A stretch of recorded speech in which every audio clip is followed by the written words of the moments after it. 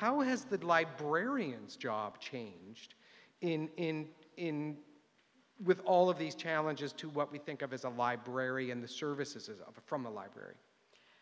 Wow, I mean, it's changed hugely, although it remains rooted in some timeless values. I mean, no matter what the technologies are, no matter whether the space is physical or digital, librarians are people who are stout defenders of intellectual freedom. They are defenders of rational decision making. They are defenders of democratic values. Mm-hmm. They are, so, I mean, although a library is kind of a neutral space, there's nothing neutral about librarianship. We are anchored in values.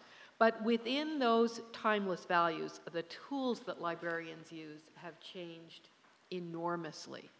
I think librarians place a lot of value on understanding the changing nature of needs and preferences. I mean, the kids who read your books, librarians have been spending a lot more of their time just understanding what it is that kids are interested in and mm-hmm. what they value. They certainly have to be masters of a whole lot more technologies. They have to be able to listen to people and interact with people on a lot more platforms, one of which is, of course, a very busy physical space. But they're more inclined to be out there now on blogs and on Facebook and on social software, listening and just plugging in things, plugging in comments from their own professional knowledge to help people understand how to get better connected with ideas. So, I mean, those are just a handful of ways in which librarianship has changed. I think one of the comments I made earlier was that as we think about the future of the public library, it's important to not just hold on to our past vision of what the library is and how we remember it being. And so with that spirit, I'll offer a few controversial ideas, that caveat being I don't necessarily wouldn't necessarily implement them, but they're things I think we can certainly think about.